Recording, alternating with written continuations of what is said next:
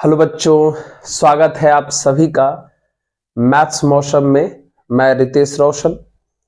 जैसा कि अभी तक हम लोग डिफरेंशियल इक्वेशन को कंप्लीट कर चुके हैं, तो आज हम लोग इस वीडियो में करेंगे relation, function and binary operation. Relation, function and binary operation पर हम लोग बात करेंगे और इसके बहुत ही बेहतरीन क्वेश्चन सब सीखेंगे कैसे एग्जाम में बनाना है। तो चलिए हम लोग शुरू करते हैं। ये सारे के सारे क्वेश्चंस आपको पता है पीवाईक्यू है जो एग्जाम में पूछे गए हैं, और 12th का बोर्ड धीरे धीरे बहुत ही नजदीक एग्जाम आ रहा है उसका। तो शुरू किया जाए। चलिए तो शुरू करते हैं आज का सबसे पहला और खूबसूरत सवाल यहां से। ठीक है, अभी हम लोग कुछ क्वेश्चन फंक्शन का करेंगे, उसके बाद हम लोग रिलेशन का करेंगे, उसके बाद हम लोग बाइनरी का करेंगे। तो चलिए शुरू करते हैं। ये बहुत ही खूबसूरत सा सवाल, शुरू किया जाए। चलिए, क्वेश्चन में कहा जा रहा है कि if a equal to r-3, इसका मतलब हुआ कि a का वैल्यू पूरा रियल नंबर ले सकते हैं लेकिन 3 नहीं ले सकते। b equal to r-1, consider the function f from a to b। मतलब एक फंक्शन है जो a से b में है। तो यहीं से शुरू किया जाए बातों को क्लियर करना, है ना। फंक्शन कहां से कहां तक है? a से लेकर के b तक है, और आपको पता है इस शुरू वाले पार्ट को हम लोग डोमेन कहते हैं फंक्शन का, और इस बाद वाले पार्ट को हम लोग कोडोमेन कहते हैं। डोमेन, कोडोमेन डिफाइंड बाय इतना, और फंक्शन का जो है वैल्यू भी दिया हुआ है हम लोग के पास। फंक्शन का वैल्यू दिया हुआ है x-2 अपॉन x-3। चलिए, तो हमें शो करना है then so that f is bijective and find f inverse. मतलब हमें शो करना है कि ये फंक्शन बाइजेक्टिव है और फिर उसका इनवर्स भी निकालना है। तो आपको पता होना चाहिए बच्चों कि बाइजेक्टिव का मतलब होता है 1 1 on 2। बाइजेक्टिव का मतलब होता है 1 1 and on 2। ऐसा फंक्शन जो 1 1 भी हो जाए और on 2 भी हो जाए उसे हम लोग बाइजेक्टिव कहते हैं। तो शुरू करते हैं, कैसे चेक किया जाएगा। तो चलिए सबसे पहले हम on 2 चेक करेंगे फंक्शन का। क्या चेक करेंगे? on 2, for on 2, for on 2। ठीक है, on 2 का मतलब होता है वैसा फंक्शन जिसका रेंज और कोडोमेन क्या हो? सेम हो। वैसा फंक्शन जिसका रेंज और कोडोमेन क्या हो? सेम हो। कोडोमेन तो क्वेश्चन में दिया हुआ है, b के बराबर है कोडोमेन। अब b का वैल्यू कितना है वो यहां लिखा हुआ है, हमें रेंज निकाल के देखना पड़ेगा। आइए, तो आपको याद होना चाहिए बच्चों कि रेंज निकालने के लिए सबसे पहले फंक्शन को y मान लेते हैं। फंक्शन को हमने y मान लिया, y फंक्शन का वैल्यू x-2 अपॉन x-3। अब इनको सॉल्व करके हमें x का वैल्यू फाइंड करना है। तो बाय क्रॉस मल्टीप्लाई करिए तो xy-3y equal to 2x-2। x का हमें वैल्यू निकालना है, तो x वाले को एक तरफ कर लेते हैं। तो xy-2x इक्वल टू 3y-2। हम यहां से अगर x कॉमन कर ले तो ये बचेगा हमारा y-2। अच्छा, यहां पे 2x कैसे हो गया सर बताओ? नहीं ना होना चाहिए था। बाय क्रॉस मल्टीप्लाई किए तो xy और 3y हो गया x-2। सही बात है, सही बात है यहां। ठीक है, आइए, तो ये y-1 होगा इक्वल टू 3y-2 हो गया। चलिए एक बार चेक कर लीजिए, xy-3y है। ठीक है,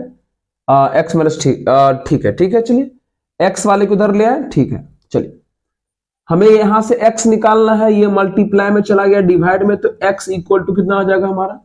3y-2 अपॉन y-1 हो गया। अब बताइए, हमारा x निकल गया तो रेंज निकालने का तरीका होता है, आपको याद होना चाहिए कि फंक्शन को y मान के x निकाल लेते हैं और फिर इस x को डिफाइंड कर देते हैं। क्या कर देते हैं? डिफाइंड। x को डिफाइंड करने का मतलब हुआ डोमेन टिप्स लगाना। क्या लगाना? Domain tips. Sir domain tips क्या है?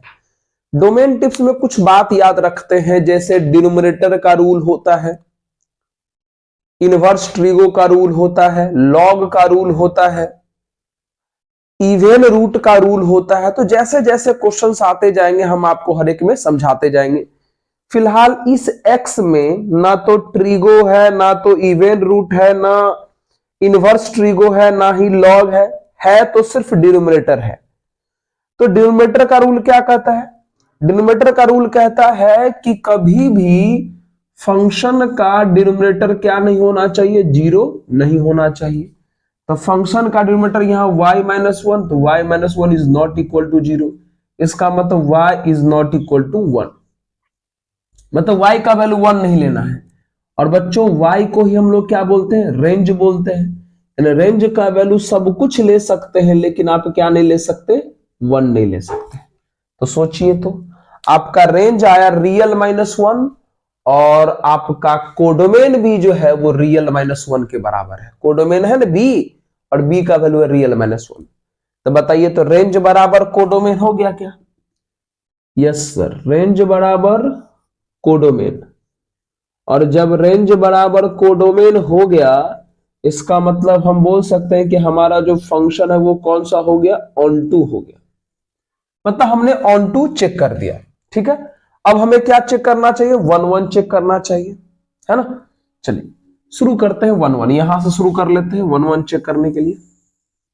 आइए, फॉर 1-1, है ना। 1-1 चेक करने का रूल आपको पता होना चाहिए कि हम लोग f of x1 equal to f of x2 को सॉल्व करते हैं। ठीक है, चलिए सॉल्व करें। f ऑफ x1 कैसे निकलेगा? इसी फंक्शन से निकलेगा। सोचिए, अंदर में यहां x है तो जगह जगह x दिखाई दे रहा है। अगर यहां पे x1 रख देंगे तो जगह जगह x के जगह पे x1 दिखाई देने लगेगा। मतलब अगर f ऑफ x1 निकालना है तो इसमें x को हटा के x1 रखिए, तो ये x1 - 2 और ये x1 - 3। उसी प्रकार अगर f ऑफ x2 निकालना है तो इसी में x को हटा के x2 रख दीजिए, तो x2 - 2 अपॉन x2 - 3। अब इसको सॉल्व करिए, तो करिए। चलिए बाय क्रॉस मल्टीप्लाई करिए। चलिए पहले x1 से करिएगा, तो x1 इंटू x2, फिर -3x1, फिर -2x2 अब +6 इक्वल टू, फिर इसका मल्टीप्लाई करिए x1 into x2,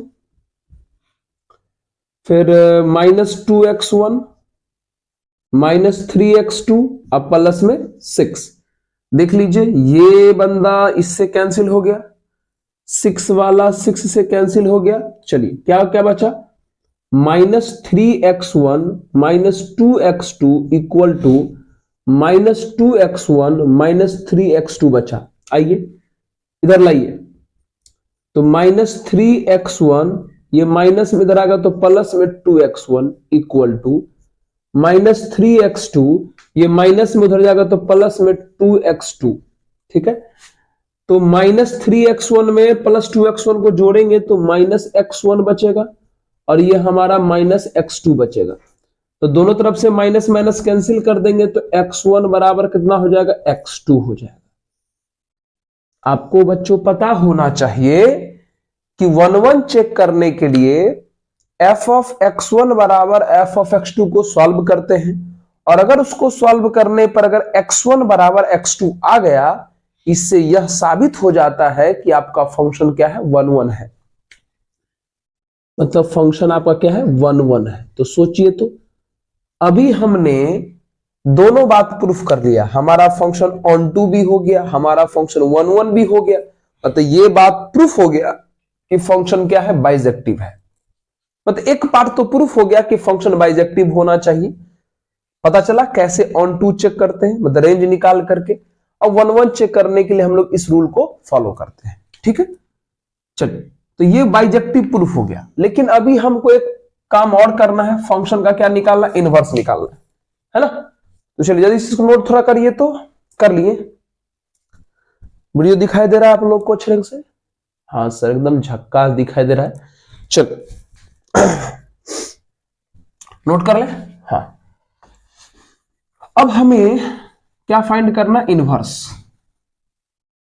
inverse find करना है। तब तक थोड़ा दिमाग में इनवर्स का रूल लाइए। तो क्या था इनवर्स निकालने का, लाइए लाइए, इनवर्स कैसे निकाला जाता था, याद है? चल क्वेश्चन में फंक्शन क्या दिया हुआ है, देखिए फंक्शन दिया हुआ है x-2 अपॉन x-3। हम बारीकी तरीके से सारा बात समझा दे रहे हैं, उसके बाद हम लोग अगले क्वेश्चन से जो है विचार करेंगे, ठीक है। चलिए फॉर इनवर्स,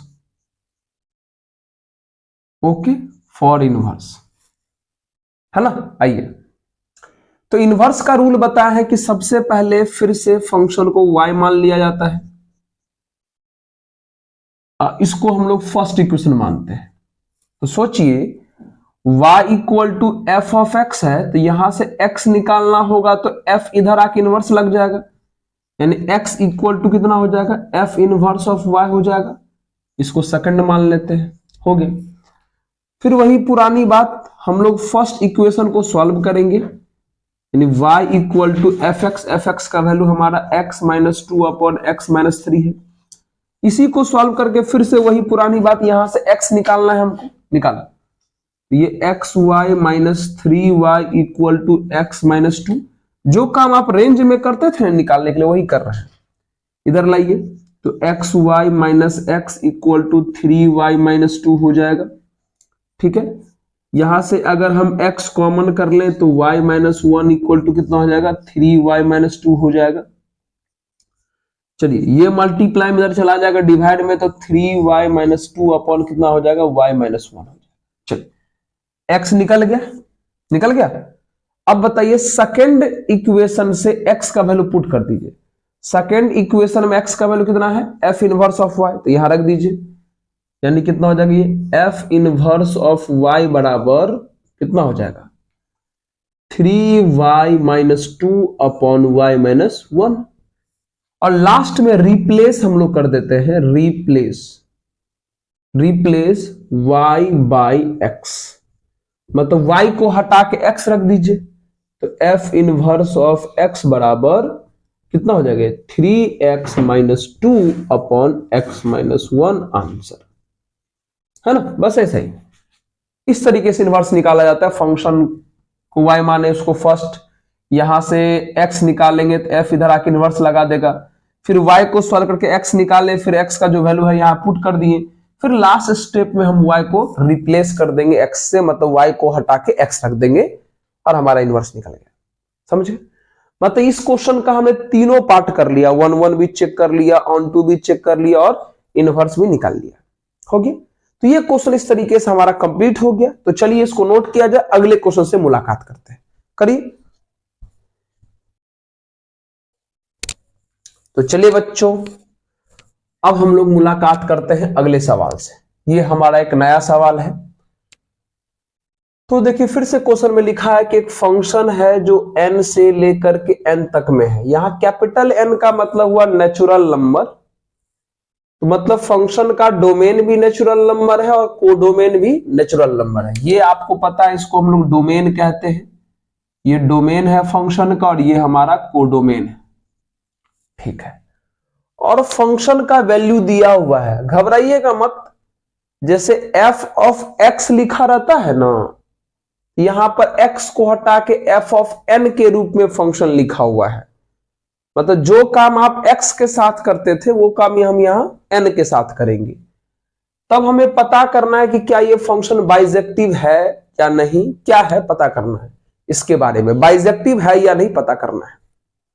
तो फिर से वही पुरानी बात, बाइजेक्टिव है तो हमें 1-1 और ऑन टू चेक करना पड़ेगा। तो शुरू करते हैं, आइए। सबसे पहले हम लोग फिर से ऑन टू ही चेक करेंगे। For onto, onto check करेंगे, और ऑन टू के लिए आपको पता है रेंज निकालना पड़ेगा और उसको देखना पड़ेगा कि कोडोमेन के बराबर हुआ या नहीं।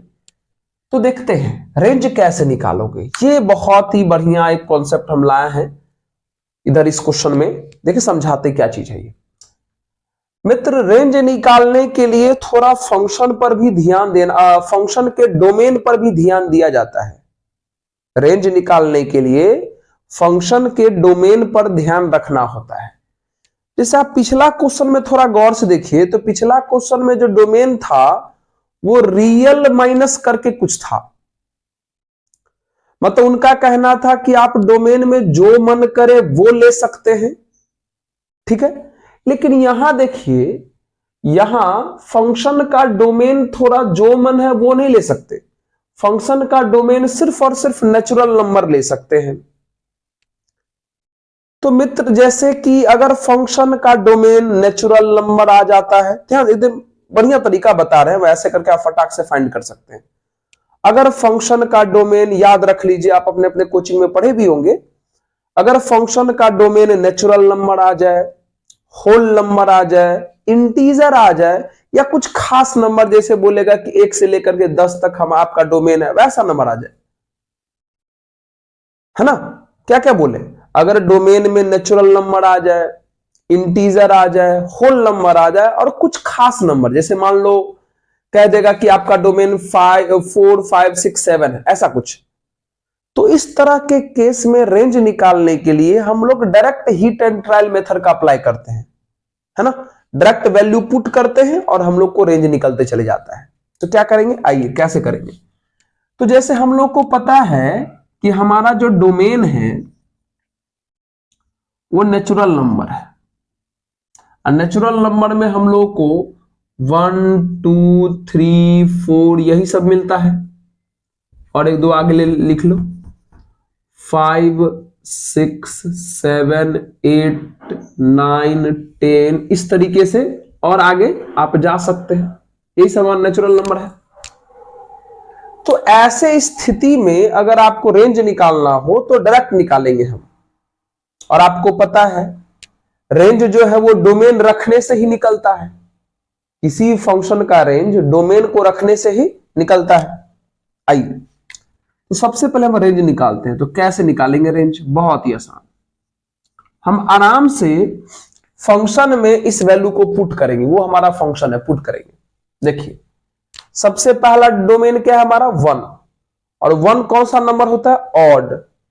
तो ऑड नंबर में जाके 1 पुट कर दीजिए, समझे। 1 कौन सा नंबर है, ऑड, और ऑड में जाके 1 पुट करिए। तो यहां 1 करिएगा तो 1 + 1 2, 2/2 कितना मिलेगा, 1 हो गया। इस 1 का काम हो गया। अब इस 2 का काम करिए। 2 आपका कौन सा नंबर है, इवन। तो इवन नंबर में जाके पुट करिए, इवन का कंडीशन यहां है, यहां पे जाके 2 पुट करिएगा तो 2/2 कितना आ जाएगा, 1। तो 1 तो आ ही चुका है, दोबारा तो लिख नहीं सकते। 2 का भी काम हो गया। 3 के पास पहुंचते हैं। चलिए 3 हमारा कौन सा नंबर है, ऑड। तो ऑड में जाके पुट करेंगे तो 3 + 1 4, 4/2 कितना आ जाएगा, 2। चलिए 3 का काम हो गया। अब 4 पर काम करते हैं। 4 हमारा कौन है, इवन। तो इवन में जाके पुट करेंगे तो यहां पर 4 पुट करेंगे तो 4/2 कितना आ जाएगा, 2। और देखो 2 हम लोग को आ चुका है तो 4 का काम भी हो चुका। 5 पर करते हैं। 5 हमारा फिर से ऑड है तो यहां पर पुट करेंगे तो 5 + 1 6, 6/2 कितना हो जाएगा हमारा, 3 हो जाएगा। 5 के बाद हम लोग 6 का काम करेंगे। 6 हमारा है इवन, तो इवन में पुट करेंगे तो 6/2 हमारा फिर से कितना आ जाएगा, 3 आ चुका है। उसके बाद हम लोग 7 पे काम करते हैं। तो 7 हमारा ऑड होता है तो ऑड में रखिए, तो यहां रखिएगा 7, तो 7 + 1 8, 8/2 कितना आ जाएगा, 4। फिर हम लोग बात करते हैं 8 के ऊपर। 8 हमारा इवन है तो इवन में जाके रखेंगे तो 8/2 हमारा फिर से कितना आ जाएगा, 4। आप गौर से देखिए, इस नेचुरल नंबर में से कोई भी वैल्यू फंक्शन में पुट करते हैं तो 1, 2, 3, 4 इस तरीके से, 5 भी आएगा, 6 भी आएगा, इस तरीके से चला जाएगा। नहीं, मतलब रेंज हमारा कुछ इस प्रकार का वैल्यू आ रहा है, और आपको पता है इस प्रकार के वैल्यू को हम लोग क्या बोलते हैं, नेचुरल नंबर बोलते हैं। क्या बोलते हैं? नेचुरल नंबर बोलते हैं, जिसका सिंबल क्या होता है? एन। तो ये बात तो साबित हो गया कि आपका जो रेंज है और क्वेश्चन का जो कोडोमेन है वो दोनों सेम हो गया। मतलब क्वेश्चन का रेंज और क्वेश्चन का कोडोमेन दोनों सेम हो गया। इसका मतलब हो गया कि आपका जो फंक्शन है f ऑन टू हो गया। रेंज बराबर कोडोमेन मतलब फंक्शन ऑन टू प्रूफ हो गया। हो गया। अब हमें क्या प्रूफ करना है? देखो कैसे निकाले, एकदम रख रख के निकाल दिए। ऐसा कब कब करना है? जब डोमेन में नेचुरल नंबर आ जाए, होल नंबर आ जाए, इंटीजर आ जाए या कुछ खास नंबर आ जाए, तब। ठीक है, आइए तो चलिए अब हम लोग 1 1 चेक करते हैं। आइए फॉर 1 1 1 1, और अभी आपको बताया है पिछला क्वेश्चन में कि 1 1 का रूल होता है कि f ऑफ x1, लेकिन यहां x के जगह पे n की चर्चा कर रहा है, तो हम लोग f ऑफ n1 बराबर f ऑफ n2 को सॉल्व करेंगे। लेकिन यहां पर थोड़ा सा ना समस्या है। क्या समस्या है सर?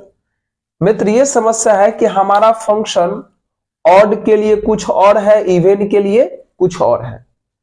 तो हमें यहां केस लेके बनाना पड़ेगा। एक बार n1 n2 को ऑड मान के, एक बार n1 n2 को इवन मान करके, एक बार एक को ऑड दूसरे को इवन, एक बार इसको इवन इसको ऑड मान के काम करना पड़ेगा, है ना? केस मान के करना पड़ेगा, क्योंकि हमारे पास अलग अलग केस पर क्वेश्चन दिया हुआ है, सॉरी फंक्शन का वैल्यू दिया हुआ है। समझ गए? आइए शुरू करते हैं। तो सबसे पहले केस में हम लोग क्या लेते हैं? Case first. Case first, when n1 and n2 are even, चलिए इवन, तब हम लोग सॉल्व करने वाले हैं f ऑफ n1 बराबर f ऑफ n2 को।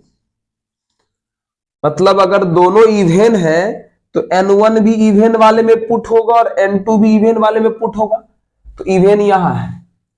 एक बार अगर हमको f ऑफ n1 निकालना है तो उसमें n को हटा के n1 पुट करेंगे तो n1/2 हो जाएगा। n2 भी हमारा इवन है तो इसी में पुट करेंगे, n को हटा के n2 रख देंगे तो n2/2 हो जाएगा। और ये 2 से 2 कट गया, n1 बराबर n2 आ गया।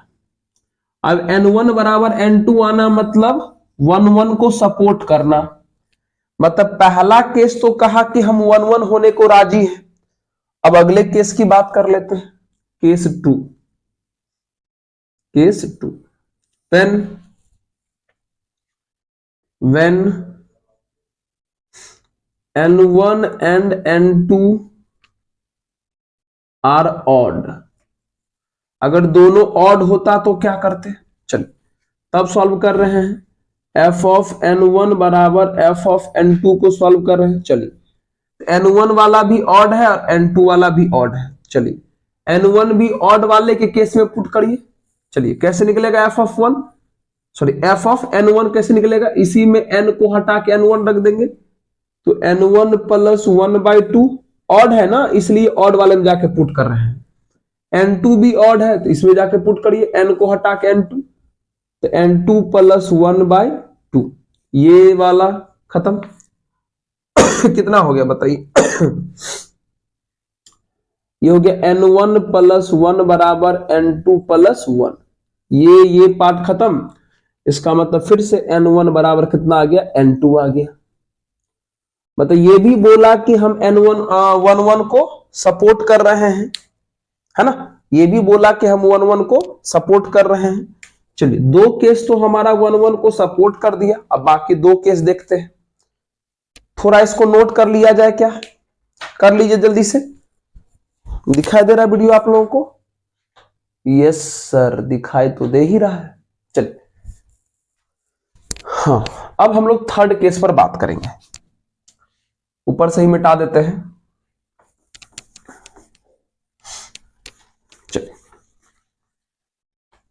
क्या है ना कि जितना भी क्वेश्चन है ये फंक्शन में, सारा क्वेश्चन लगभग यही टाइप का रहता है, 1 1 चेक करिए, ऑन 2 चेक करिए, उसका इनवर्स निकालिए, यही सब क्वेश्चन रहता है। ठीक है, तो इसलिए हम आपको अलग अलग प्रकार का जो क्वेश्चन आ रहा है वो समझा दे रहे हैं, लेकिन लगभग एक ही टाइप का क्वेश्चन जो एग्जाम में बहुतों बार पूछा गया है, बस आप खाली टाइप समझ लीजिए, आपका क्वेश्चन एग्जाम में हर हाल में बनेगा, पक्का बनेगा, गारंटी के साथ। आइए थर्ड केस थर्ड। अब एक को इवन दूसरे को ऑड मान लेते हैं। When n1 is even and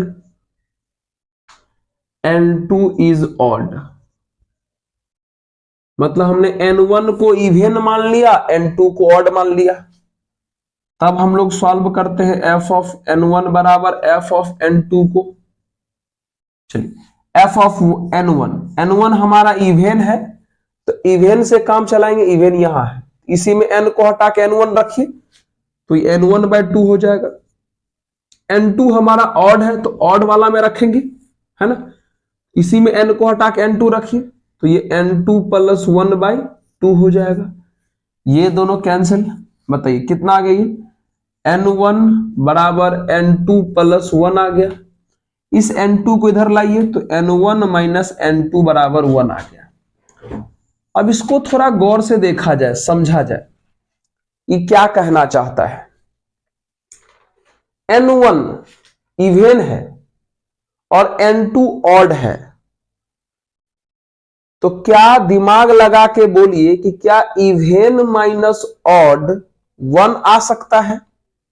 सोचिए, ऐसा कोई इवन नंबर है जिसमें से ऑड नंबर को माइनस करेंगे, कोई भी ऐसा ऑड नंबर है तो हमें 1 दे दे? सर बहुत सारा है।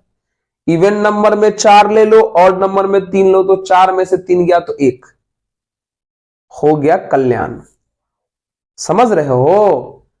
समझना ये था मित्र कि 1 का रूल कहता है कि जब तक n1 बराबर n2 आता रहे, हम तो 1 होंगे, n1 बराबर n2 के अलावा कुछ आ जाए और वो n1 बराबर n2 के अलावा जो कुछ आया है वो गलत आ जाए, तब भी हम 1 रहेंगे।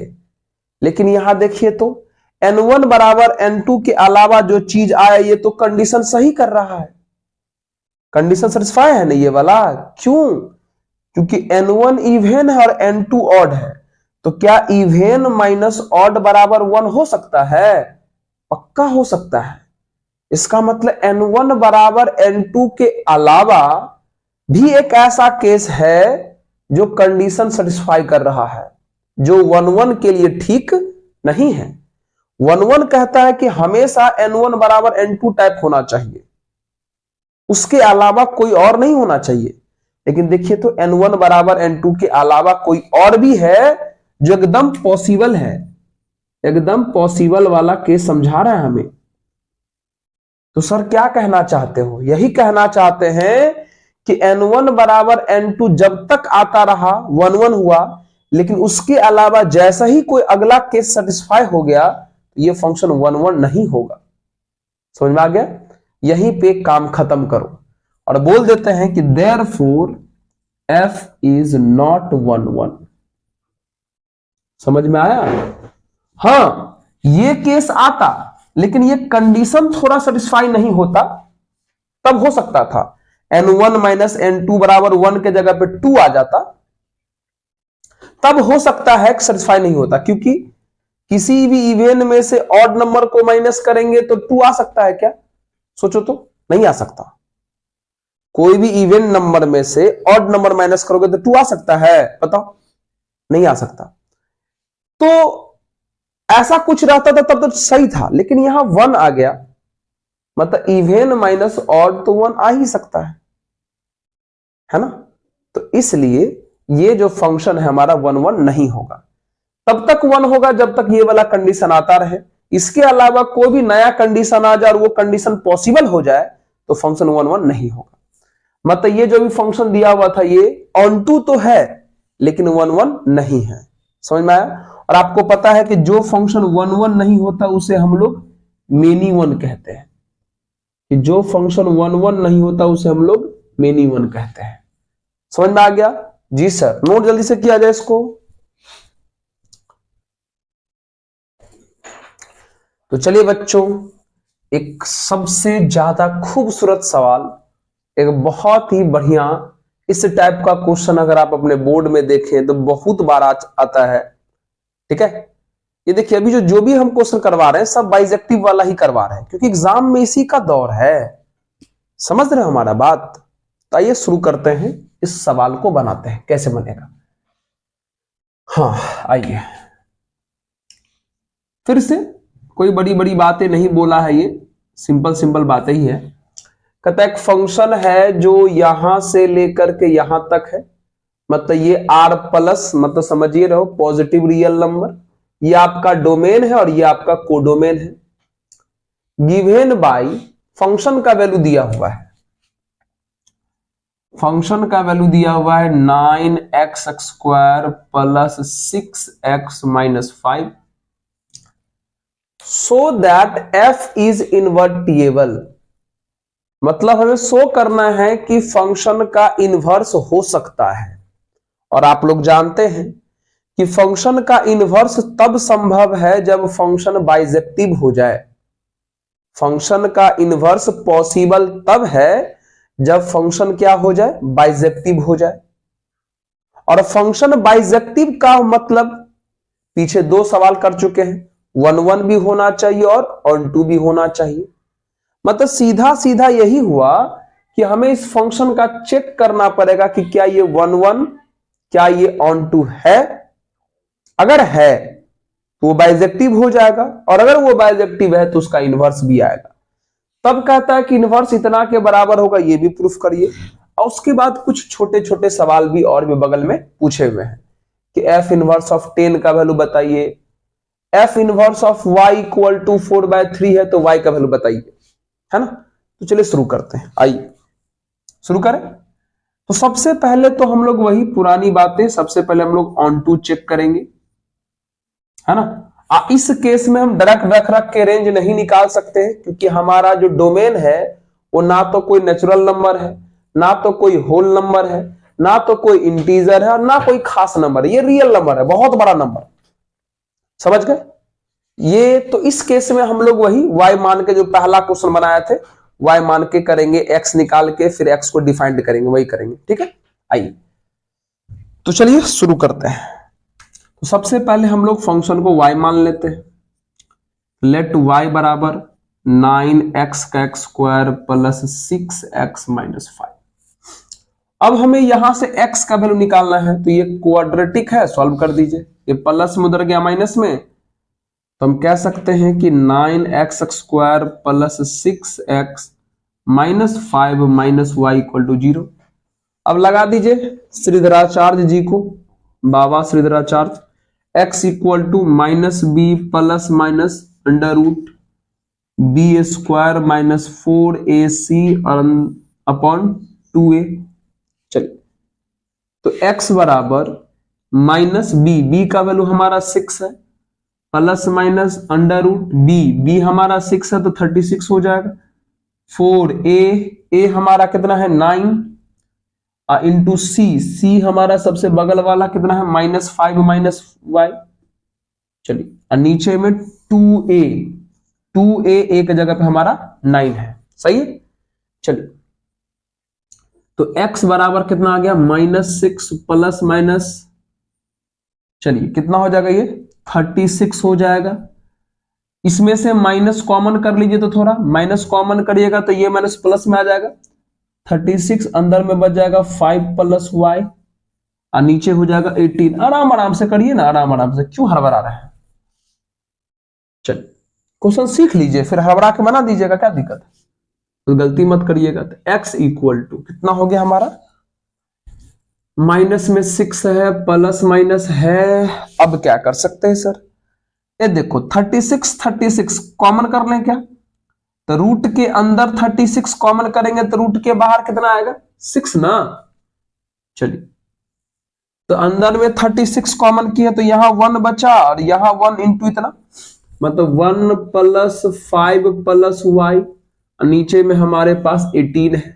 सही है। चलिए फिर क्या कर लेते हैं, यहां से 6 और यहां से 6 कॉमन कर लेते हैं। तो 6 कॉमन करके 18 को काट दो तो कितना आ जाएगा, 6 कॉमन करोगे तो -1 प्लस -6 कॉमन कर चुके हो, अंदर में y प्लस 6 आ जाएगा। नीचे यहां और यहां से 6 कॉमन किए हो, इससे काटोगे तो 3 बच जाएगा। सही है। अब यहां से x का 2 वैल्यू है, x का एक वैल्यू है -1 प्लस y प्लस 6/3 वाला है, और एक वैल्यू है -1 माइनस y प्लस 6/3 वाला है। ये 2 वैल्यू था, दोनों को हम अलग अलग कर दिए।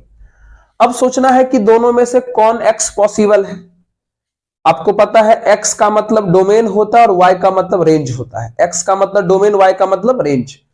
तो क्वेश्चन में डोमेन के बारे में बोला था r प्लस, यानी पॉजिटिव वाला लेना है। तो ये तो देखो तो कहीं से भी पॉजिटिव नहीं हो सकता है, दूर दूर तक नहीं, यानी यही लेना पड़ेगा हमको, है ना। तो चलिए हम लोग इसी की बात कर लेते हैं। यानी हमारा जो x है वो ये चलेगा, x बराबर चलेगा कितना, √y प्लस 6 -1/3। ये हमारा x हुआ। इसको होल्ड कर लीजिए, कभी ना कभी इसका बहुत काम पड़ेगा। आ गया, याद रहे अभी ऑन टू चेक नहीं हुआ। अभी ऑन टू चेक करने के लिए फंक्शन को y मान के जो x निकालना था वो आया। अब यहां से हम लोग इस x को डिफाइंड करेंगे तो यहां से हमें y मिलेगा, उसी y को हम लोग रेंज बोलते हैं। आइए फिर से लगाइए डोमेन टिप्स। x जब निकल गया, फंक्शन को y मान करके x निकाला जाता है, अब फिर x में लगा दिया जाता है डोमेन वाला रूल। सर ये डोमेन वाला रूल क्या है? डोमेन वाला रूल मित्र, डिनोमिनेटर का मतलब अलग, इवन रूट का मतलब अलग, इनवर्स ट्रिगो का मतलब अलग, लॉग का मतलब अलग, पढ़े होंगे आप अपने अपने कोचिंग में। सर यहां तो डिनोमिनेटर ऑलरेडी ठीक है, 3 है, कोई दिक्कत नहीं है, वेरिएबल तो है नहीं नीचे में। हाँ इवन रूट है, तो इवन रूट का क्या कहानी है? इवन रूट का कहानी है कि इवन रूट के अंदर वाला जो पोर्शन है 0 से बड़ा और 0 के बराबर हो सकता है। यह है इवन रूट की कहानी। इवन रूट डिफाइंड कब होगा? जब रूट के अंदर वाला क्या हो जाए, 0 या 0 से बड़ा हो जाए। अब इसको हम सॉल्व करते हैं, यानी y greater than equal to कितना आ जाएगा, -6, है ना। यानी y का जो वैल्यू है y बिलोंग्स टू -6 से बड़ा, तो -6 से बड़ा मतलब इंफिनिटी तक, -6 पर इक्वल है तो क्लोज, और ये वाला कहानी, है ना। इन्फिनिटी पे तो कभी भी इक्वल नहीं लग सकता, मतलब y का वैल्यू -6 से इंफिनिटी तक आया। अब थोड़ा ध्यान से सुनते रहिएगा।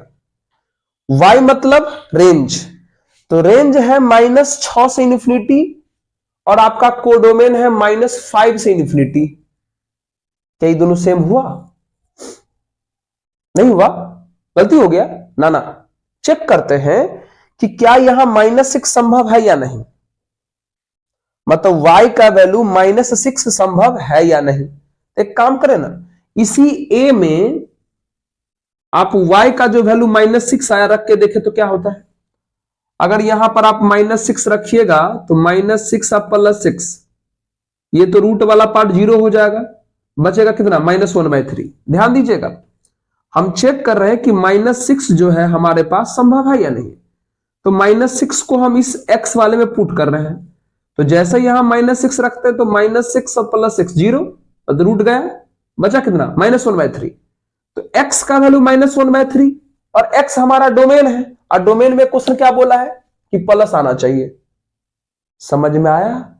यानी -6 रखने से, -6 रखने से ये जो x है वो निगेटिव आ रहा है, तो -6 तो ले ही नहीं सकते। समझ गए? तो आप लोग कहोगे सर एक काम करो, -6 नहीं ले सकते हैं तो -6 पर से इक्वल हटा करके ओपन वाला ब्रैकेट डाल दो। -6 के बाद -5 पर क्यों पहुंचे हैं ये बताओ, मतलब -6 से -5 तक सब छोड़ दिए हैं, क्यों बताओ।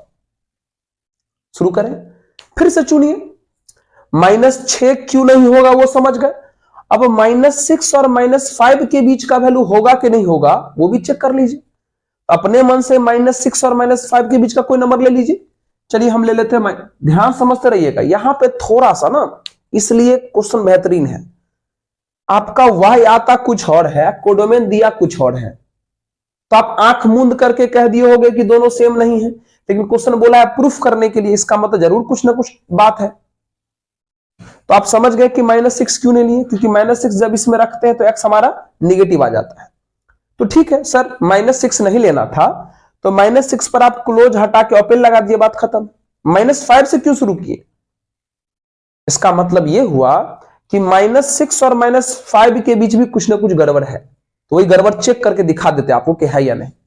आइए, तो -6 और -5 के बीच ले लेते हैं, मतलब -5.5 ले लें। चलिए अब यहां रख देते हैं, यहां इसमें रखो, इसी में। तो यहां अगर रखोगे -5.5 रख के थोड़ा देखो तो फिर मिटा देंगे इसको, x बराबर देंगे। अगर यहां रखेंगे -5.5 तो ये रूट -5.5 प्लस 6 बगल में -1 नीचे में 3 हो जाएगा। बताइए तो कितना हो जाएगा ये, x बराबर 6 में से -5.5 गया तो कितना बचेगा 0.5 -1/3। अब एक बात सोच के बताओ मित्र, 0.5 का रूट कुछ भी होगा तो 1 से तो कम ही होगा। मतलब 0.5 1 से कम है का रूट, 0.5 का रूट 1 से तो कम ही आएगा, और उसमें से 1 माइनस करना है तो निगेटिव में ही तो आ जाएगा। मतलब 0.5 का रूट 1 से कम ही ना आएगा, और उसमें से 1 माइनस करना है तो निगेटिव आएगा कि नहीं आएगा। मतलब -6 और -5 के बीच कोई भी नंबर लेते हैं तो निगेटिव आ रहा है। इसका मतलब -6 से -5 तक कुछ भी नहीं ले सकते, तो हमको शुरू कहां से करना पड़ेगा, चलो हमको शुरू कहां से करना पड़ेगा, इसको ऐसे मत काटना। अब आप लोग समझ चुके होंगे कि क्यों हम इसको छोड़ रहे हैं। हुआ तो एक्चुअल में ये था, लेकिन जब चेक करते करते चले गए तो हमें पता चला कि ये कहानी जो है, हमारा रेंज कहां से आना चाहिए, -5 से आना चाहिए, -5 से इन्फिनिटी तक आना चाहिए। अब कुछ बच्चे इस बात पे भी सवाल उठाएंगे कि सर -5 पर क्लोज क्यों लगाए, उसका भी कारण है। सर -5 पे तो आप ओपन भी लगा सकते थे, क्लोज क्यों लगाए? तो मित्र अगर -5 पे क्लोज, अगर -5 रख के देखो तो -5 यहां रखोगे तो 6 में से 5 जाएगा 1, 1 - 1 0, 0/3 0। सर x का वैल्यू 0 आ गया। ओ भाई साहब, इस क्वेश्चन में अगर आप देखिएगा तो r+ के बारे में क्वेश्चन में लिखा है कि नॉन निगेटिव नंबर। क्वेश्चन लिखा है खुद से कि r+ को लिखा है non negative number. Non negative का मतलब क्या हुआ, निगेटिव नहीं ले सकते, 0 ले सकते हैं और प्लस वाला ले सकते हैं। नॉन निगेटिव का मतलब यह हुआ, नॉन निगेटिव का मतलब हुआ निगेटिव नहीं ले सकते, 0 ले सकते हैं और प्लस में ले सकते हैं। क्वेश्चन बोला है r+ के बारे में, अपने मन से कुछ नहीं बोल रहे हैं, समझ रहे? तो इसलिए हम -5 पर इक्वल लगा के, और -5 से बड़ा कुछ भी लोगे तो ये रिजल्ट हमेशा प्लस में ही आएगा। तो हमारा कहानी बिल्कुल सही है, और रेंज हमारा इतना के बराबर आ गया। ठीक है, सोचिए रेंज इतना आया, ये हमारा रेंज है, और गौर से देखिए जो आपका रेंज है वही आपका कोडोमेन भी है, तो रेंज बराबर कोडोमेन। हाँ, ये क्वेश्चन थोड़ा सा बढ़िया था, सीखने लायक कॉन्सेप्ट वाला क्वेश्चन था। कोडोमेन मतलब हमारा फंक्शन क्या हो गया, ऑन टू हो गया। रेंज बराबर कोडोमेन मतलब फंक्शन हमारा ऑन टू हो गया। मतलब एक पार्ट हम क्वेश्चन का कर लिए, जल्दी से इसको नोट किया जाए तो किया जाए। चलिए कर लिए, हाँ आइए अब हम इसका चेक करते हैं 1-1 चेक करते हैं। अच्छा सा क्वेश्चन था, चलिए 1-1 चेक करते हैं।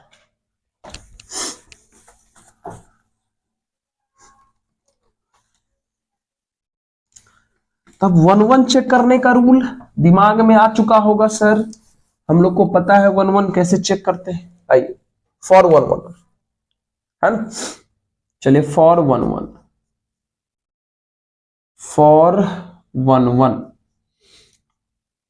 तो 1-1 का क्या रूल है कि f(x1) = f(x2) को हमें सॉल्व करना है।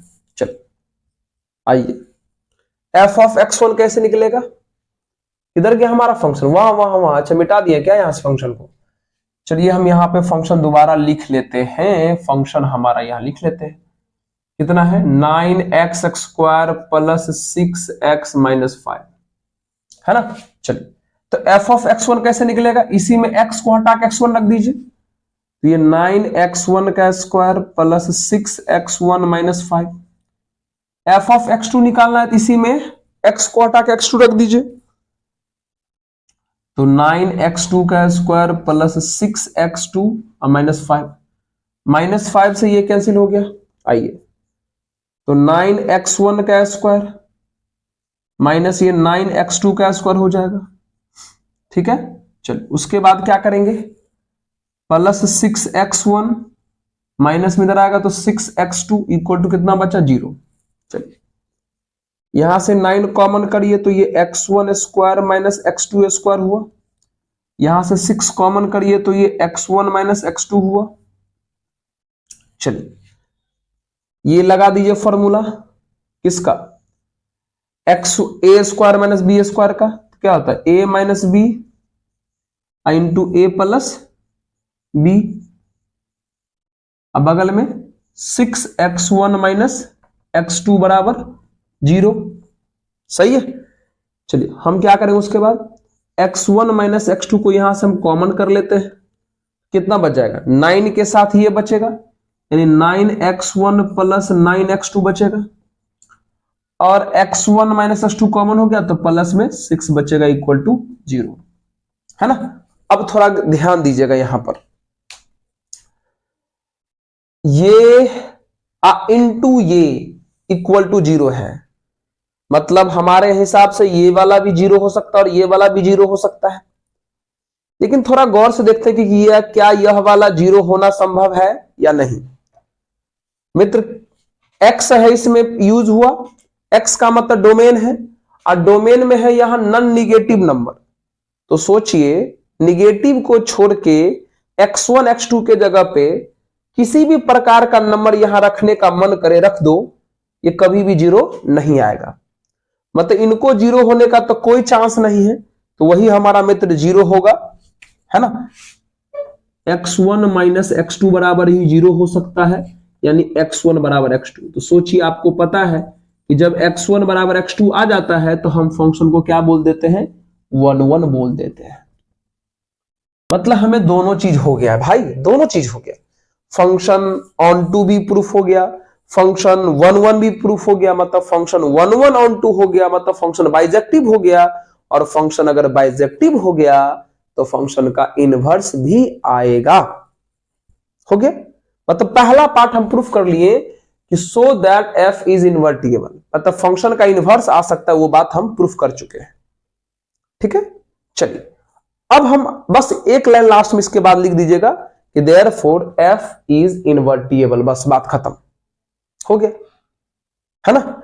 चलिए अब हमारा अगला सवाल था कि इनवर्स तो हो गया सर, इनवर्स कितना के बराबर होगा वो भी लाओ, है ना। तो पहले इसको नोट जल्दी से कर लीजिए, तो तरह कर लीजिए, हाँ सर हम तो कर ही रहे हैं, दिखाई दे रहा है बहुत अच्छे ढंग से, हाँ। आइए अब हमें निकालना है इनवर्स,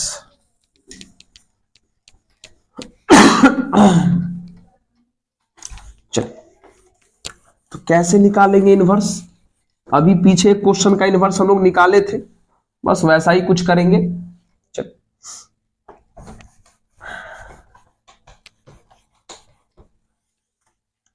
फॉर इनवर्स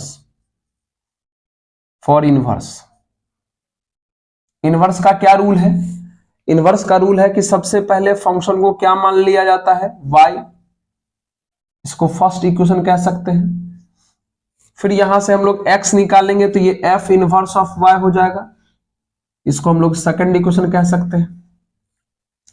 फिर अभी बताया था कि फर्स्ट इक्वेशन को लेके बढ़िए, y equal to F X को, ठीक है, y एफ एक्स का वैल्यू कितना है 9x² प्लस 6x माइनस 5, और इनको सॉल्व करके x निकालिए। ए मित्र सॉल्व कर चुके हैं, इनको सॉल्व करके x निकाल चुके हैं, यहां पर देख लीजिए, रेंज निकालते वक्त भी इनको सॉल्व करके x निकालना पड़ा था ना, यही वाला x डायरेक्ट आप भी पुट कर सकते एग्जाम में, ठीक है। तो चिंता मत करिए, हम दोबारा नहीं सॉल्व करेंगे ना आप करिएगा। तो डायरेक्ट x इक्वल टू कितना हो जाएगा, root y plus 6 minus 1/3। x तो हम निकाल चुके हैं पहले ही, दोबारा क्यों सॉल्व करें। कहां से लाए हैं इसको, फ्रॉम a से लाए हैं। चल हो गया। अब जब हमारा x फाइंड आ गया तो x का वैल्यू कितना है, f इनवर्स ऑफ y। तो f इनवर्स ऑफ y बराबर कितना हो जाएगा, under root y plus 6 minus 1/3। x का वैल्यू यहां से पुट कर दिए, अब बगल में जो थी आंसर हो गया। मतलब f इनवर्स भी आ गया। देखो यहां से x फाइंड करना चाहिए था, x फाइंड कर लिए हैं ऑन टू चेक करने वक्त, तो हम लोग डायरेक्ट लिख दिए, ठीक है। तो हमारा यहां से इनवर्स का आंसर आ गया, मतलब यहां तक हो गया। अब ये a और b नंबर को भी बनाना है ना, आइए बनाते हैं। नोट कर लिए क्या इसको, हाँ सर, आइए बनाते हैं a और b को। अब इधर वाला मिटा देते हैं। चल ध्यान दीजिएगा बस, क्वेश्चन थोड़ा बड़ा है जरूर मानते हैं, लेकिन कितना कुछ था सीखने को। जनरली ऐसा कंफ्यूजन इस टाइप के क्वेश्चन में रह जाता हम लोग को, शायद हम दूर करने का प्रयास किए हैं। आइए ठीक है, आइए अगला क्या है सवाल हम लोग का। चलिए हम यहां पे f इनवर्स ऑफ y यहां पे लिख देते हैं दोबारा। f इनवर्स ऑफ y जो हम लोग का आया है, कितना आया है, under root y plus 6 minus 1/3 आया है ना। चलिए हमें सबसे पहले फाइंड करना था f इनवर्स ऑफ 10।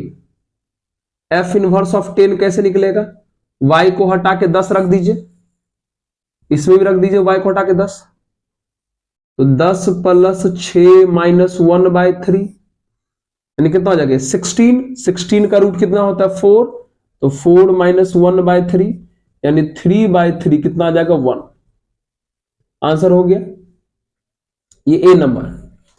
अब बी नंबर की बात करते हैं। बी नंबर में f इनवर्स ऑफ y का वैल्यू 4/3 क्वेश्चन खुद दिया हुआ है, हमें यहां से y निकालना है, चलो निकालते हैं। तो f इनवर्स ऑफ y कितना, f इनवर्स ऑफ y का वैल्यू कितना है रख दीजिए, root y plus 6 minus 1/3 equal to 4/3। चलिए 3 से 3 कैंसिल कर लीजिए, तो root y plus 6 equal to minus 1 उधर जाएगा, प्लस में तो 5 हो जाएगा। स्क्वायरिंग ऑन बोथ साइड करते हैं, रूट खत्म हो जाएगा, तो ये y प्लस 6 इक्वल टू हो जाएगा 25। ये प्लस में उधर गया माइनस में, तो y का वैल्यू कितना आ जाएगा 19 आंसर। ठीक है, यानी सारा पार्ट जो है फटाफट सॉल्व हो चुका, समझ रहे हो। मतलब जो काम था वो 1 ऑन टू और इनवर्स निकालने में ही मजा था, यहां तो एकदम बहुत अच्छा काम हुआ, तुरंत हो गया हुआ। जल्दी से इसको नोट कर लिया जाए ये क्वेश्चन। चलिए बच्चों मिलते हैं हम लोग अगले सवाल के से। ये जो क्वेश्चन है ये है कंपोजिट फंक्शन पर बेस्ड क्वेश्चन, और एक बहुत ही खूबसूरत सा सवाल है। ये एग्जाम में 2 बार पूछा गया है, और हम तो 2 बार नहीं कहेंगे, ये तो कई बार एग्जाम में इस टाइप का क्वेश्चन आ जाता है। मतलब एक ही क्वेश्चन में हम सारा सेटअप कर दिए हुए हैं, ठीक है। तो चलिए इसको पहले समझते हैं अच्छे ढंग से कि कैसे बनाया जाता है ना। आसान सवाल है लेकिन थोड़ा सा कॉन्सेप्ट तो लगेगा। आइए बनाते हैं। तो सबसे पहले आप और हम दोनों मिल करके अपने फंक्शन को सिंपल बना लेते हैं। पहला फंक्शन हमारा है मॉड x प्लस x। पहले तो हम इसको सिंपल बना ले। सिंपल बनाने का मतलब हुआ मॉड हटा ले। तो मॉड हटाने का क्या रूल है कि मॉड के अंदर वाले को 0 कर देते हैं और उसको नंबर लाइन पे रख देते हैं। तो मॉड के अंदर वाले को 0 करिएगा तो वहां से मिलेगा 0, नंबर लाइन में पुट कर दिए। आप जितना जल्दी हो सके कर सकते हैं, हम आपको समझा रहे हैं इसलिए थोड़ा टाइम ले रहे हैं, ठीक है। तो मॉड के अंदर वाले को 0 किए, उसको नंबर लाइन पे रख दिए।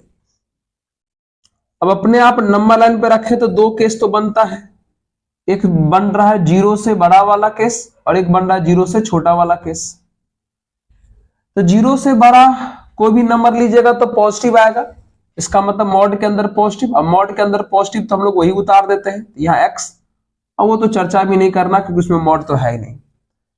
फिर ये 0 से छोटा, तो 0 से छोटा कोई भी नंबर लीजिएगा तो निगेटिव, यानी मॉड के अंदर निगेटिव, और मॉड के अंदर निगेटिव आने का मतलब वो माइनस से मल्टीप्लाई करना, यानी -x + x। यानी अगर हम फाइनली देखें तो हमारा जो फंक्शन का जो वैल्यू है वो 2x 0 आ गया और x > 0 और x < 0।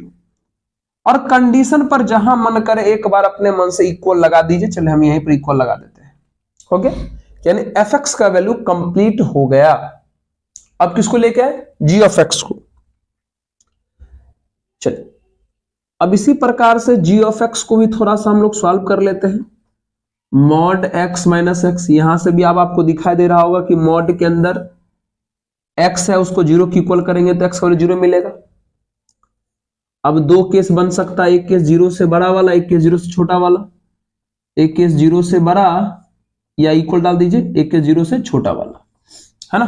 तो 0 से बड़ा कोई भी नंबर लीजिएगा तो प्लस नहीं आएगा, तो मॉड के अंदर प्लस है तो डायरेक्ट मॉड हट जाएगा, यानी x - x बचेगा। 0 से छोटा कोई भी नंबर लीजिएगा तो मॉड के अंदर नेगेटिव, तो हमें माइनस से मल्टीप्लाई करना पड़ता है, यानी -x - x हो गई। यानी इस प्रकार से अगर हम देखें तो हमारा g(x) का जो वैल्यू है, g(x) का जो वैल्यू है वो कितना आ गया? 0 आया x > 0 करने से, और -2x आया x < 0 करने से। और इसी बगल में हम यहां पर fx का वैल्यू भी लिख लेते हैं। चलिए fx का वैल्यू कितना आया है? 2x, जब x का वैल्यू 0 से बड़ा था, और 0 जब x का वैल्यू 0 से छोटा था। अब थोड़ा ध्यान दीजिएगा, बहुत ही उच्च कोटि का सवाल, अच्छा सवाल। इतना तो आप समझ गए होंगे, हम अपने अपने फंक्शन को क्या किए? ठीक किए, इसको भी ठीक किए, इसको भी ठीक किए। अब हमसे पहला सवाल पूछा गया है FOG, ये कैसे निकलेगा? पहले हम इस पे बहस कर लेते हैं, ठीक है। आइए, तो सबसे पहले हमसे पूछा गया है FOG। क्या पूछा गया है? FOG, और FOG का full form f of g of x होता है ना। अब सवाल यहां यह है बहुत बड़ा कि g of x का वैल्यू हमें यहां रखना पड़ेगा अंदर वाले का, लेकिन g of x का वैल्यू 2 है ना, तो हमें बारी बारी करना पड़ेगा। चलिए सबसे पहले when g of x = 0, उस वक्त x का वैल्यू 0 से क्या था? बड़ा। तो करिए, ध्यान से सुनिएगा, पुट करिए। तो FOG बराबर f of g of x के जगह पे हम 0 ले लिए हैं, तो बन जाएगा f of 0। f of 0 कैसे निकलेगा? ध्यान देते रहिएगा। सबसे पहले g of x का वैल्यू ये लेके सवाल बना रहे हैं, तो यहां सबसे पहले अंदर वाले का वैल्यू पुट करना पड़ता है। तो अंदर वाला g of x हम 0 ले चुके थे, यहां 0 ले दिए। अब हो गया f of 0। f of 0 कैसे निकलेगा? तो फंक्शन f में x को हटा के रखे 0, तो फंक्शन f यहीं पर है, इसी में रखिए x को हटा के 0। तो x को हटा के रखिएगा 0, तो ये हो जाएगा 0, x > 0। यहां हो जाएगा 0, x है ही नहीं तो रखेंगे कहां? x < 0, है ना। अब देखिए f of 0 का 2 वैल्यू आ गया, यहां पर भी 0, यहां पर भी 0, तो कौन चुनिएगा? तो बताइए, क्वेश्चन में g of x बराबर 0 कब लिए थे? जब x का वैल्यू 0 से बड़ा हो। तो जिस कंडीशन पर g of x लिए थे उसी कंडीशन पर f वाला लीजिए। x > 0 तो x > 0, इसका मतलब हमारा फाइनल FOG जो है यहां से कौन मैच किया? 0 कब? जब x > 0 रहे तो। समझ में आया? ऐसे जो इस कंडीशन से मैच करेगा वही उसमें से चुनना है। आइए, हो गया। अब दूसरा ले लेते हैं। when, ये वाला एक काम हम कर चुके हैं FOG का। when g of x का अगला वैल्यू क्या ले सकते हैं? g of x का अगला वैल्यू हम ले सकते हैं -2x, कब? जब x का वैल्यू क्या हो, लेस देन 0 हो। चलिए तो निकालते हैं अब हम लोग FOG, है ना, ये तो है हमारा FOG। f g of x का रखना है, वैल्यू है -2x। अब ये कैसे निकलेगा, ये निकालने के लिए हमें f में x को हटा के रखना पड़ेगा -2x। f हमारा यही है, x को हटा के रखिए -2x, तो यहां x को हटा के रखिएगा -2x, तो कितना आ जाएगा ये -4x, है ना। अच्छा इस कंडीशन में भी रख दीजिए, तो कहोगे सर पिछली बार काहे ने पुट किए थे, भाई पिछली बार कोई नंबर था ना, वेरिएबल ही ना था, इसलिए यहां पर आ जाते हैं। तो जिस प्रकार यहां x के जगह पे -2x, तो कंडीशन में भी रखिए x को हटा के -2x, तो हो जाएगा कितना, -2x ग्रेटर देन 0। चलिए इसमें x है ही नहीं तो रखेंगे क्या, लेकिन यहां x है तो रखना पड़ेगा हमको -2x लेस देन 0। वो यहां तक तो कितना हो जाएगा बताइए। इस प्रकार से अगर हम देखें तो FOG यानी f ऑफ -2x का जो वैल्यू है क्या हो जाना है, ध्यान से देखिएगा क्या हो जाएगा, -4x कॉमा ये -2 मल्टीप्लाई में जाएगा डिवाइड में, तो निगेटिव से डिवाइड करने पर आपको पता है इनइक्वालिटी का साइन चेंज हो जाता है, ये हो जाएगा x less than equal to 0, ये रह जाएगा 0, और ये जब -2 जाएगा डिवाइड में तो फिर से साइन बदलेगा, तो ये x हो जाएगा ग्रेटर देन 0, हो गया। लेकिन हमको वही लेना है जो मैच कर रहा है, तो f ऑफ -2x का ये दोनों वैल्यू आया, इन दोनों में कौन मैच कर रहा है, g ऑफ x कब लिए थे, जब x का वैल्यू 0 से छोटा हो, और x का वैल्यू 0 से छोटा ऊपर वाले में है, इसका मतलब ये वाला चुनाएगा, मतलब इधर मिटा दे क्या, इधर वाला नोट कर लिए हैं तो बोलिए मिटा दे, यस आइए, मतलब ये कि हमको g ऑफ x वाला जिस कंडीशन पर लिए थे उसी कंडीशन से मैच करने वाला चाहिए, यानी हम FOG का वैल्यू कितना ले सकते हैं, -4x ले सकते हैं, क्योंकि -4x पर x 0 से छोटा है, और g का भी कंडीशन हम 0 से छोटा पर ही लिए थे ना, तो ले लीजिए, यानी अगला आ गया -4x, कब x लेस देन 0 रहेगा तब, है ना। ध्यान दीजिए इसमें इक्वल टू नहीं लगा हुआ है, इसमें लगा हुआ है, तो दोनों में मैच करने वाला जो है वही लेंगे। इसमें इक्वल टू है, इसमें नहीं है, इक्वल टू मैच नहीं कर रहा है तो अपने मन से इक्वल टू छोड़ देंगे, लेकिन लेस देन मैच कर रहा है ना, तो सिर्फ लेस देन लेके बढ़ाएंगे, यानी फाइनली FOG का वैल्यू आ गया, FOG का एक वैल्यू यहां से आया है 0, कब, जब x का वैल्यू 0 से बड़ा था, और एक वैल्यू आया है -4x, कब, जब x का वैल्यू 0 से छोटा था। आंसर ऐसे। सर ये क्या कर दिए, नहीं समझे, एक बार दोबारा प्रयास करते हैं, ठीक है। चल क्या किए ना मित्र, FOG का ये होता है फुल फॉर्म, ठीक है, लेकिन g ऑफ x का वैल्यू हम लोग सबसे पहले पुट करते हैं, तो g ऑफ x का वैल्यू पुट करने के लिए हमें यहां पर दो केस है, तो सबसे पहले हम लोग g ऑफ x बराबर 0 वाला केस लेके बढ़े, ठीक है, इसी में g ऑफ x के जगह 0 रख दिए, तो f ऑफ 0 आया।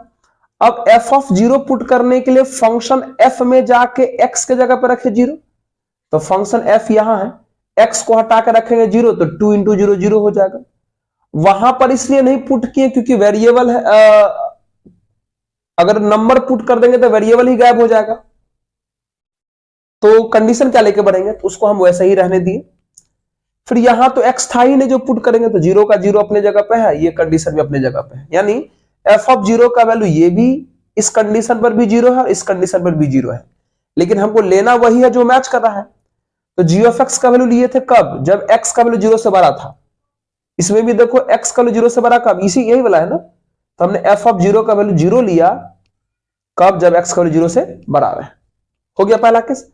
फिर से अगला केस g ऑफ x का वैल्यू क्या था, -2x, तो हमने g ऑफ x का वैल्यू लिया -2x, कब, जब x का वैल्यू क्या था, 0 से छोटा। अब आराम से इस g ऑफ x के वैल्यू को इसमें हमने पुट किया, यहां पर पुट करेंगे -2, तो f ऑफ -2x हो जाएगा। अब ये कैसे निकलेगा, फिर से पिछले वाले की तरह फंक्शन f में जाके x को हटा के रखेंगे -2x, तो यहां रखे -2x, तो देखो -4x आया। इस बार यहां भी रख सकते हैं क्योंकि वेरिएबल है हमारे पास, नंबर नहीं है, तो यहां रखेंगे -2x, तो -2x ग्रेटर देन 0 हो गया। इसमें तो रख ही नहीं सकते 0 का 0, यहां रखना पड़ेगा -2x लेस देन 0, इसको सॉल्व किए तो -4x का -4x रह गया, ये -2 मल्टीप्लाई में चला जाएगा डिवाइड में, तो -2 से डिवाइड करने पर इनइक्वालिटी का साइन बदल जाता है, तो x लेस देन 0 हो गया। यहां भी डिवाइड में जाएगा तो फिर से साइन बदलेगा तो x ग्रेटर देन 0 हो जाएगा। तो f ऑफ -2x का दो वैल्यू आया, लेकिन लेना वही है जो g से मैच कर रहा है। तो g वाला कंडीशन कब लिए थे, x लेस देन 0 पर, और x लेस देन 0 ऊपर वाला में है, तो लेस देन 0 पर फंक्शन का वैल्यू कितना है, -4x। तो हमने f of g का वैल्यू लिया -4x, कब x लेस देन 0 हो तब। मतलब दोनों g पर अलग अलग हमने f o g का वैल्यू निकाला, एक बार 0 आया और एक बार -4x आया, दोनों को लिख दिया। ठीक है, समझ गए। एक बार और देखिए क्या है ना सवाल यहां पर मित्र, क्या है कि हम एक बार में 5, 10, 50 सवाल नहीं करवा सकते, टाइम लिमिटेड है। तो कोई बात नहीं, एक और प्रयास करते हैं, क्योंकि हमारे बगल में अभी GOF बाकी है। इसको थोड़ा नोट कर जल्दी से। हाँ, दिखाई तो दे रहा है। चलिए, तो GOF से थोड़ा विचार करते हैं। मिटा दे इसको। हाँ, लेकिन इसको मिटाएंगे तो थोड़ा बाद में भी एक काम करना है ना, गड़बड़ हो जाएगा, इसको रहने देते हैं। एक काम करते हैं,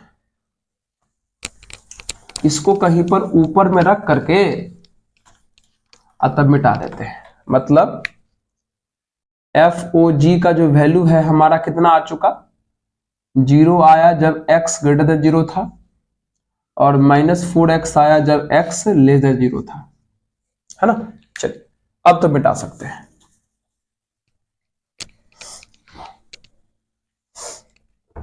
फिर से अब इस बार इसका उल्टा करेंगे, फिर से ध्यान दीजिएगा, सेम प्रोसेस लेके बढ़ेंगे, सेम प्रोसेस। थोड़ा अच्छा क्वेश्चन है ये, कंपोजिट फंक्शन का अच्छा क्वेश्चन है। जनरली ऐसा क्वेश्चन जो है बड़े बड़े एग्जाम में पूछा जाता है, लेकिन आपके इस बोर्ड में भी है तो कोई बात नहीं। देखते हैं।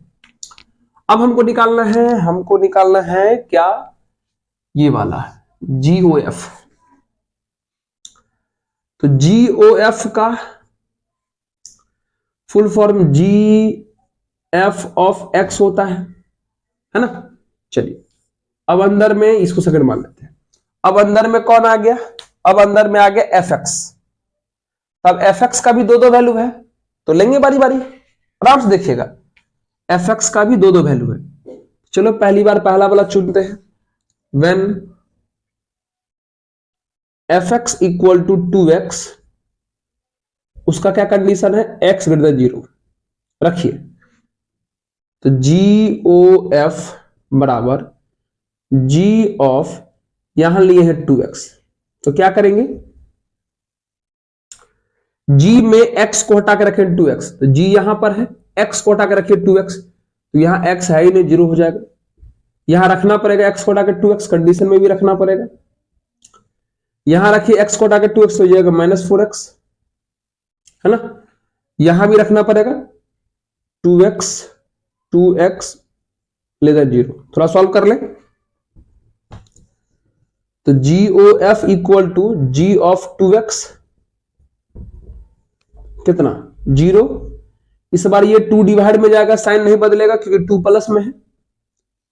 चलिए, ये -4x, फिर ये 2 डिवाइड में जाएगा, साइन नहीं बदलेगा क्योंकि 2 प्लस में है ये। अब चलिए, अब वही लीजिए, इसमें से दो आंसर आया, लेकिन लेना वही है जो f से मैच कर रहा है। तो f का वैल्यू कब लिए थे, जब x का वैल्यू 0 से बड़ा हो। तो x का वैल्यू 0 से बड़ा पर कौन है, 0 है, यानी हमारा GOF का वैल्यू आ गया 0, कब, जब x का वैल्यू 0 से बड़ा हो तब। वही लेना है जो मैच कर रहा है। फंक्शन का कंडीशन है 0 से बड़ा पर, तो 0 से बड़ा पर जो है वही लेंगे। हो गया। अब हम क्या करेंगे, अगला केस उठाएंगे। अगला केस, व्हेन fx का वैल्यू 2x का काम कर चुके हैं, fx का वैल्यू 0 भी तो ले सकते हैं ना। चलिए, तो व्हेन fx इक्वल टू 0, लेकिन कब, जब x लेस देन 0 है। चलिए, तो therefore GOF equal to G of fx का वैल्यू ले चुके हैं 0, रखिए। तब G में x को हटा के रखिए 0, यहां x है नहीं, पुट नहीं करेंगे। अब ये 0 है कांस्टेंट, इस कंडीशन में मत पुट करिएगा, रहने दीजिए। यहां पुट करेगा तो ये 0 ही रह जाएगा। फिर इस कंडीशन में मत पुट करिएगा, है ना। कंडीशन में देखिए, फंक्शन में पुट कर दीजिएगा अगर यहां पर कांस्टेंट हो या वेरिएबल हो, लेकिन कंडीशन में मत पुट करिएगा अगर कांस्टेंट हो तो, ठीक है। चलिए अब मैच करवाइए। तो अब सर g ऑफ 0 पे 0 आ गया, कंडीशन वही रह गया। g ऑफ 0 पर ये वाला भी पार्ट 0 आ गया, कंडीशन वही रह गया। तो कौन लेना है? जो मैच करता हो। तो x लेस देन 0 वाला पे लेना है। अच्छा, x लेस देन 0 पर भी कितना है हमारा? 0 ही है। यानी फिर से GOF का वैल्यू जो है 0 ही आ गया x लेस देन 0 पर। मतलब क्या समझ रहे हो? मतलब ये कि GOF का वैल्यू 0 लेस देन पर भी है और GOF का वैल्यू 0 ग्रेटर देन पर भी है। इसका मतलब फाइनली कह सकते हैं कि GOF का वैल्यू 0 ही है, चाहे x के जगह पे कोई भी रियल नंबर क्यों न ले। मतलब हम यहां पर GOF भी लिख चुके हैं 0, x belongs to all real number. हो गया, मतलब दोनों चीज निकल गया हमारा, FOG भी निकल गया और GOF भी निकल गया। इतना तक ठीक है ना? इसको नोट जल्दी से कर लीजिए, तो करिए। अब अगला क्वेश्चन, इसी में अगला टाइप देखिए, थोड़ा पेचीदा वाला सवाल तो था, लेकिन कोई बात नहीं, समझ गए। आइए अब हम लोग काम करते हैं, 2-3 बातें और बोला गया उस पर।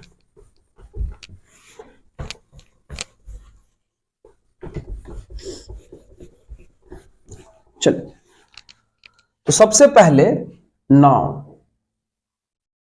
सबसे पहले हम FOG को लिख लेंगे और FOG का जो वैल्यू है वो 0 है x ग्रेटर देन 0 पर और -4x है x लेस देन 0 पर। हो गया। चलिए अगला हमें क्या फाइंड करना है? सबसे पहले हमें फाइंड करना है, देखिए ए नंबर में बोला है FOG-3, मतलब समझिए गए होंगे। FOG में -3 पुट करना है। तो बताइए -3 निगेटिव है, तो निगेटिव वाले कंडीशन यही ना है, इसी में पुट करेंगे x को हटा के -3। -3 निगेटिव है ना, तो निगेटिव वाला तो कंडीशन यही है। इस पर फंक्शन का वैल्यू कितना है? -4x। तो इसी में x को हटा के रखिए -3, तो ये हो जाएगा 12। काम खत्म। चलिए बी नंबर में क्या पूछा? FOG-5 पूछा। अब देखिए 5 हमारा है पॉजिटिव, तो पॉजिटिव वाले में पुट करिए। इसमें x है ही नहीं, क्या पुट करोगे? इसका मतलब 0 का 0 रह जाएगा। ये हो गया। फिर अगला GOF वाला भी लिख लीजिए। GOF वाले का वैल्यू 0 है, चाहे x के जगह पर कोई भी रियल नंबर क्यों ना आ जाए। क्या पूछा था आपसे क्वेश्चन में? GOF-2 पूछा था, मतलब समझ रहे हो ना। मतलब GOF में चाहे प्लस पुट करो चाहे माइनस पुट करो, कुछ भी पुट करो, आंसर कितना आता है? 0। तो इस प्रकार से ये क्वेश्चन भी जो है हमारा कंप्लीट हो चुका है ना। कंपोजिट फंक्शन का एक बेहतरीन सवाल था। 1-2 और सवाल हम लोग अभी करेंगे, नोट जल्दी से करिए तो इसको। तो हम लोग बच्चों मिलते हैं अगले सवाल के साथ। ये कुछ स्मूथ क्वेश्चन हो गया, कंपोजिट फंक्शन का ही है लेकिन स्मूथ है। fx का वैल्यू दिया हुआ है, g(x) का वैल्यू दिया हुआ है और कहता है ये वाला चीज फाइंड करिए। तो करिए। तो सबसे पहले हमें क्या फाइंड करना है? FOG। इसका फुल फॉर्म आपको पता है, इसको हम लोग f of g of x लिखते हैं। आइए, f of g of x का वैल्यू कितना है? 2x - 3। अब ये कैसे निकलेगा? ये निकलेगा f में x को हटा के ये पूरा पुट कर दीजिए। f में x को हटा के ये पूरा पुट कर दीजिए। तो f वाला वैल्यू यही ना है। अब जहां जहां आपको x दिखाई दे रहा है ये पूरा पुट करिए। x के जगह पर हो गया 2x - 3, अब बगल में +3 और नीचे में 3 हुआ। चलिए ये 3 से 3 कैंसिल हो गया, तो कितना आंसर आ गया? 2x/3। एकदम सिंपल सा आंसर खत्म। फिर हमसे क्या पूछा था? GOF, इसका full form G F of X होगा। चलिए तो सबसे पहले हम लोग एफ एक्स का वैल्यू पुट करेंगे, तो एफ एक्स का वैल्यू ये है हमारा एक्स प्लस 3/3। अब ये कैसे सॉल्व होगा? अब क्या करिए, जी वाला में एक्स को हटा के पूरा पुट कर दिए, जी वाला में एक्स को हटा के पूरा, तो पुट करिए ना। जी वाला में जहां एक्स दिखाई देता 2, बगल में दिखाई दिया एक्स, एक्स के जगह पर रख देंगे एक्स प्लस 3/3, है ना। अब बगल में कितना है -3, है ना। हो गया, चलिए सॉल्व करिए तो इसको। हाँ मल्टीप्लाई करिएगा तो ये 2x प्लस 6/3 - 3, एलसीएम लीजिएगा तो ये हो जाएगा 2x प्लस 6 - 9/3, तो और हमारा आंसर बच जाएगा 2x - 3/3।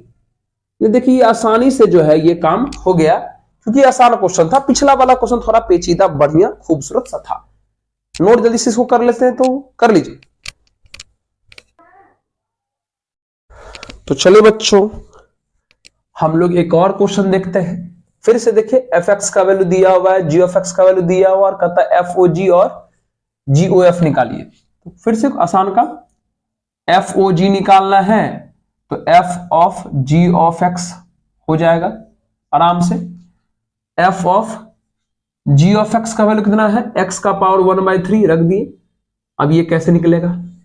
अब f वाला में x को हटा के पूरा पुट कर दीजिए, f वाला में x को हटा के पूरा पुट कर दीजिए।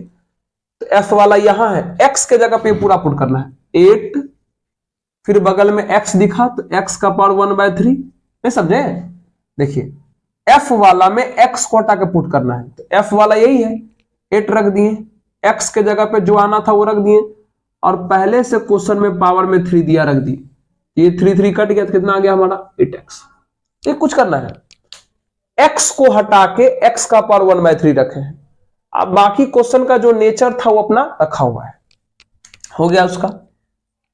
फिर अगर GOF निकालना है तो GF ऑफ x करेंगे। चलिए G सबसे पहले fx का रखिए, fx कितना है हमारा 8x3। अब क्या करें, अब ये पूरा x के जगह पे, ये पूरा का पूरा G में x को जगह पर रख दीजिए, G में x के जगह पर रख दीजिए। तो G का वैल्यू यही है, इसी में x के जगह पे कितना रखेंगे 8x3। अब बाकी फंक्शन में पावर 1/3 था, हम रहने दिए, हो गया। अब ये पावर 1/3 दोनों पे जाएगा तो ये 8 का पावर भी 1/3 हो जाएगा, और ये x के पावर 3 का भी पावर 1/3 हो जाएगा। ये तो 8 का क्यूब रूट हो गया जो 2 होता है, 3 से 3 कट गया तो कितना आ जाएगा x, आंसर, है ना। तो ये वाला भी काम खत्म और ये वाला भी काम खत्म, है ना। आसान फॉर्मेट है।